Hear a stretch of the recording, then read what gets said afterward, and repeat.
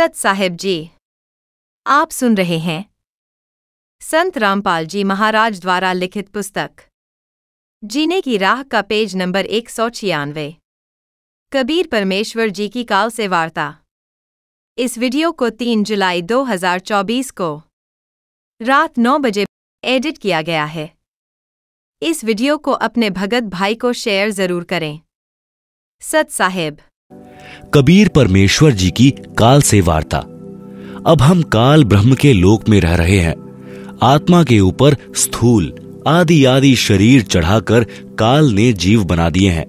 इसने जीव को भ्रमित किया है। पूर्ण परमात्मा जो आत्मा का जनक है भुला दिया है। स्वयं को परमात्मा सिद्ध किए है। यह परमात्मा के अंश जीवात्मा को परेशान करता है ताकि परमात्मा दुखी होए। यही मन रूप में प्रत्येक आत्मा के साथ रहता है, गलती करवाता है। दंड जीवात्मा भोगती है, जैसे शराब आदि आदि नशे की लत लगवाना, बलात्कार यानी रेप करवाना और अन्य पाप करवाना। यह मन की प्रेरणा से काल करवाता है।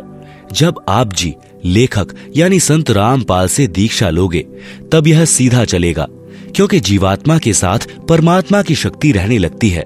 आत्मा को तत्व ज्ञान से विवेक हो जाता है। परमात्मा की शक्ति के कारण आत्मा दृढ़ हो जाती है। काल ब्रह्म केवल कबीर परमात्मा से डरता है। परमेश्वर कबीर जी की प्राप्ति के पश्चात संत गरीबदास जी गांव छुड़ानी जिला झज्जर हरियाणा प्रांत ने परमेश्वर कबीर जी की महिमा बताई है। काल डरे करतार से जय जय जय जगदीश, जौरा जोड़ी झाड़ता पग रज डारे शीश। काल जो पीसे पीसना जौरा है पनिहार, ये दो असल मजदूर हैं सतगुरु कबीर के दरबार। भावार्थ स्पष्ट है। परमात्मा कबीर जी हमारी आत्मा को काल जाल से निकालने के लिए प्रयत्न कर रहे हैं। काल ब्रह्म फंसाने का प्रयत्न करता है। आगे के प्रकरण में प्रत्यक्ष प्रमाण है। जब परमेश्वर ने सर्व ब्रह्मांडों की रचना की और अपने लोक में विश्राम करने लगे, उसके बाद हम सभी काल के ब्रह्मांड में रहकर अपना किया हुआ कर्म दंड भोगने लगे और बहुत दुखी रहने लगे। सुख व शांति की खोज में भटकने लगे और हमें अपने निज घर सतलोक की याद सताने लगी तथा वहां जाने के लिए भक्ति प्रारंभ की। किसी ने चारों वेदों को कंठस्थ किया तो कोई उग्र तप करने लगा और हवन यज्ञ ध्यान समाधि आदि क्रियाएं प्रारंभ की, लेकिन अपने निज घर सतलोक नहीं जा सके, क्योंकि उपरोक्त क्रियाएं करने से अगले जन्मों में अच्छे समृद्ध जीवन को प्राप्त होकर, यानी जैसे राजा महाराजा, बड़ा व्यापारी, अधिकारी, देव महादेव, स्वर्ग महास्वर्ग आदि वापिस लख 84 भोगने लगे, बहुत परेशान रहने लगे और परम पिता परमेश्वर से प्रार्थना करने लगे कि हे दयालु, हमें निज घर का रास्ता दिखाओ। हम हृदय से आपकी भक्ति करते हैं, आप हमें दर्शन क्यों नहीं दे रहे हो। यह वृतांत कबीर साहब ने धर्मदास जी को बताते हुए कहा कि धर्मदास, इन जीवों की पुकार सुनकर मैं अपने सतलोक से जोग जीत का रूप बनाकर काल लोक में आया। तब 21वें ब्रह्मांड में जहां काल का निज घर है, वहां पर तप्तशिला पर जीवों को भूनकर सूक्ष्म शरीर से पदार्थ निकाला जा रहा था। मेरे पहुंचने के बाद उन जीवों की जलन समाप्त हो गई। उन्होंने मुझे देखकर कहा कि हे पुरुष, आप कौन हो? आपके दर्शन मात्र से ही हमें बड़ा सुख व शांति का आभास हो रहा है। तब मैंने बताया कि मैं पार ब्रह्म परमेश्वर कबीर हूं। आप सब जीव मेरे लोक से आकर काल ब्रह्म के लोक में फंस गए हो।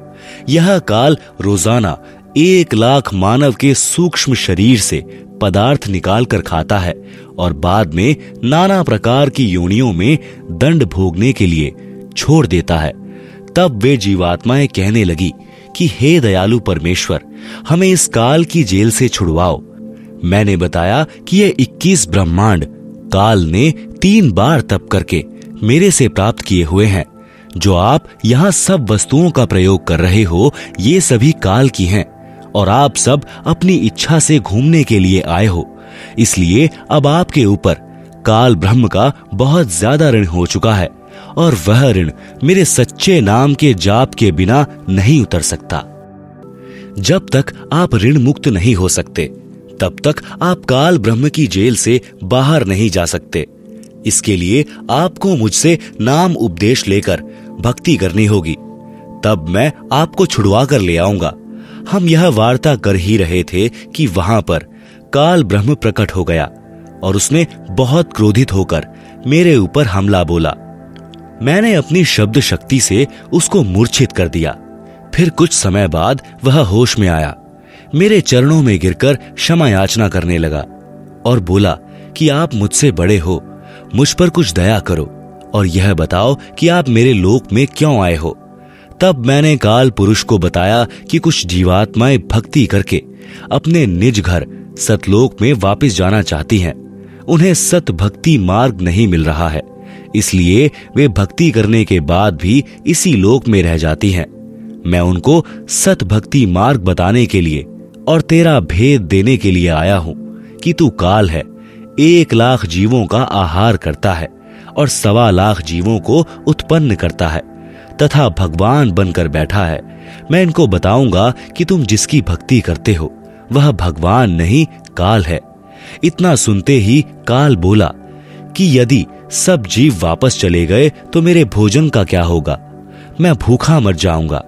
आपसे मेरी प्रार्थना है कि 3 युगों में जीव कम संख्या में ले जाना और सबको मेरा भेद मत देना कि मैं काल हूं, सबको खाता हूं। जब कलयुग आए तो चाहे जितने जीवों को ले जाना। ये वचन काल ने मुझसे प्राप्त कर लिए। कबीर साहिब ने धर्मदास को आगे बताते हुए कहा कि सतयुग, त्रेता युग, द्वापर युग में भी मैं आया था और बहुत जीवों को सतलोक लेकर गया, लेकिन इसका भेद नहीं बताया। अब मैं कलयुग में आया हूं और काल से मेरी वार्ता हुई है। काल ब्रह्म ने मुझसे कहा कि अब आप चाहे जितना जोर लगा लेना, आपकी बात कोई नहीं सुनेगा। प्रथम तो मैंने जीव को भक्ति के लायक ही नहीं छोड़ा है। उनमें बीड़ी, सिगरेट, शराब, मांस आदि दुर्व्यसन की आदत डालकर इनकी वृत्ति को बिगाड़ दिया है। नाना प्रकार की पाखंड पूजा में जीवात्माओं को लगा दिया है। दूसरी बात यह होगी कि जब आप अपना ज्ञान देकर वापिस अपने लोक में चले जाओगे, तब मैं यानी काल अपने दूत भेजकर आपके पंथ से मिलते जुलते 12 पंथ चलाकर जीवों को भ्रमित कर दूंगा। महिमा सतलोक की बताएंगे, आपका ज्ञान कथेंगे, लेकिन नाम जाप मेरा करेंगे, जिसके परिणाम स्वरूप मेरा ही भोजन बनेंगे। यह बात सुनकर कबीर साहिब ने कहा कि आप अपनी कोशिश करना, मैं सतमार्ग बताकर ही वापस जाऊंगा और जो मेरा ज्ञान सुन लेगा वह तेरे बहकावे में कभी नहीं आएगा। सद्गुरु कबीर साहिब ने कहा कि हे निरंजन, यदि मैं चाहूं तो तेरे सारे खेल को क्षण भर में समाप्त कर सकता हूं, परंतु ऐसा करने से मेरा वचन भंग होता है। यह सोचकर मैं अपने प्यारे हंसों को यथार्थ ज्ञान देकर शब्द का बल प्रदान करके सतलोक ले जाऊंगा। और कहा कि कहो कबीर सुनो धर्मराया, हम शंखों हंसा पद पर साया, जिन लीन्हा हमरा प्रवाणा, सो हंसा हम किए अमाना।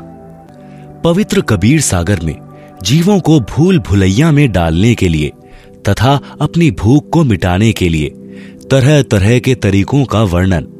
12 पंथ करूं मैं साजा, नाम तुम्हारा ले करूं अवाजा। 12 यम संसार पठहो, नाम तुम्हारे पंथ चले हो।